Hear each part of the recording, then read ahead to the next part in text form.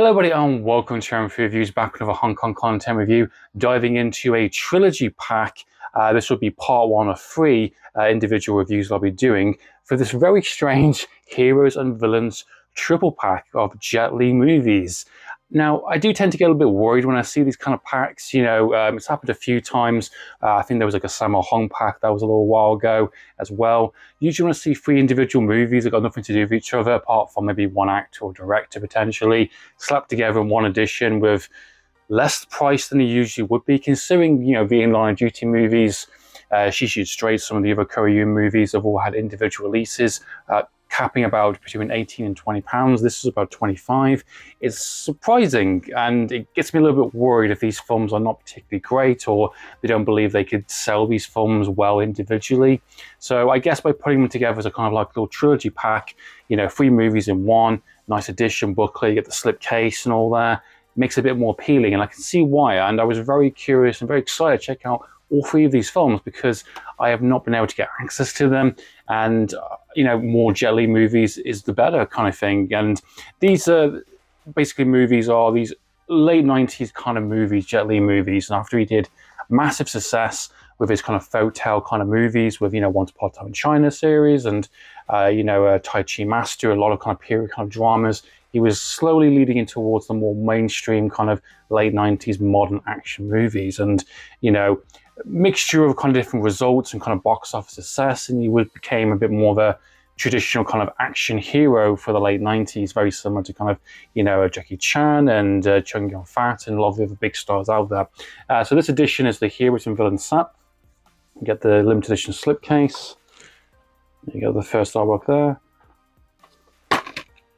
and you get the booklet, and you get all three editions there. Perfect. And you also do get reversible sleeve on there. However, the My Father is a Hero is the main one with the information on the back. So if you just want the artwork for the other two movies, you can do that as well. So let's start first with The Enforcer, aka My Father is a Hero.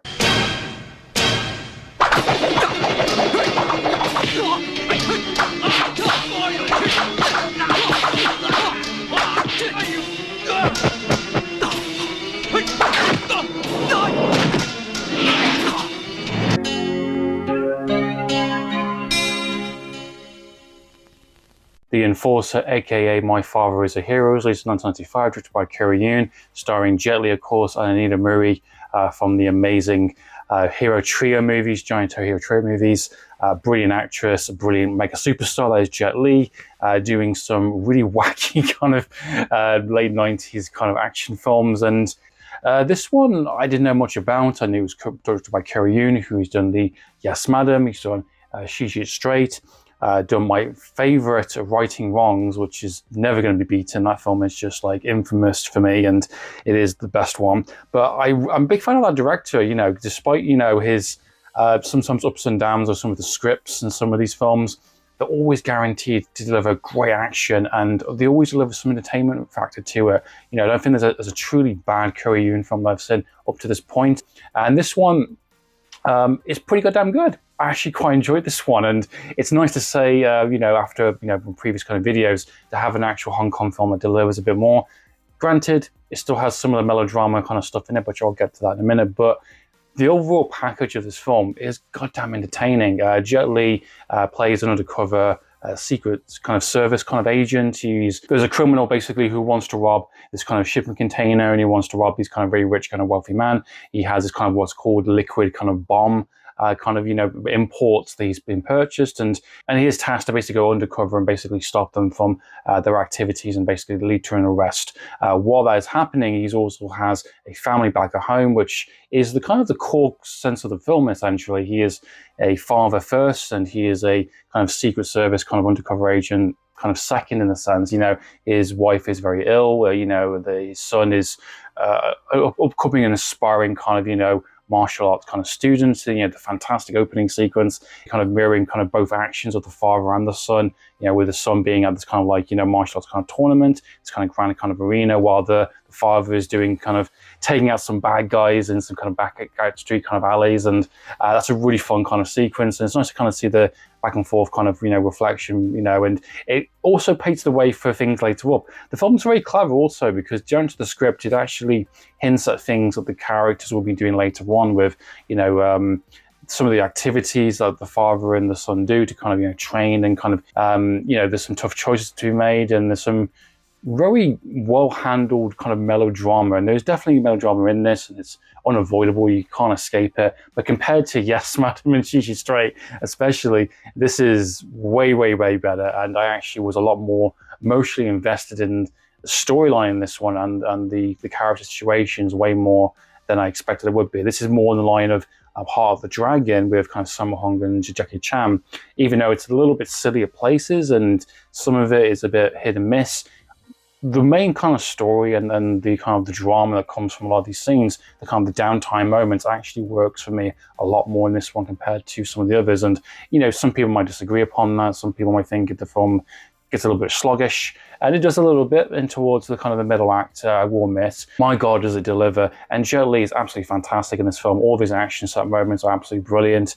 He is having a blast. It is a mixture of just really kind of intense, really kind of fast paced, especially with the robbery sequence during the start of the film. The end fight of the sequence with him, with the team up with his son, is absolutely brilliant as well. The son also gets some pretty impressive action set moments. This kid, actually, I can't pronounce his name, but he is absolutely fantastic performance-wise. He really carries his own in terms of presence and the action scenes he does for a 13-year-old kid, you know, maybe less than, maybe 10 years old. He's really impressive, and he really holds his own in terms of carrying those scenes for the action and for the drama, and just really kind of taking some punishment. This kid really takes some punishment in the film in terms of some of the beatings and some of the near deaths kind of moments he nearly has. And I was thinking to myself, this film is an 18, right? And it definitely is an 18. Maybe for some child abuse kind of, you know, sections for sure. But you know, the film really puts his kid through the ringer, and there's some pretty impressive kind of results that come from that, especially towards the third act with the father and the son teaming up to basically kick some bad guy's ass.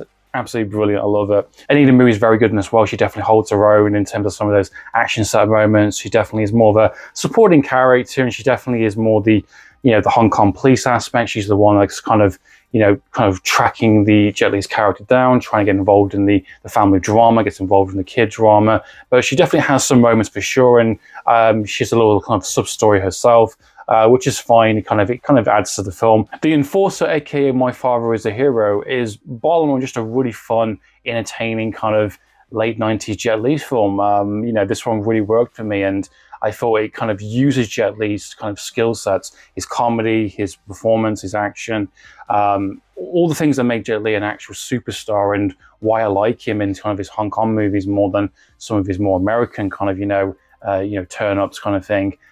This film appropriately uses him very well, and this is a long kind of collaboration between him and Yuen. I think he's directed quite a few of his movies, you know, folk tale kind of movies before this. I think this is one of his last ones, so I'm coming at the book end of it. However, it's a good little kind of duo. They kind of know each other quite well, know their strengths, know how to make, you know, Jet Li look good on screen in terms of all the elements that we need to see. And I think this is a lot more entertaining, a lot more appropriate than compared to like Black Mask, for instance, which I recently watched of Jet Li, which didn't quite work. That was just a little bit messy, and it didn't really come together that well. But this film, to my surprise, was really entertaining. What are your thoughts and opinions on the film as well? Please come down below. So in the meantime, guys, I'm for reviews. Signing out.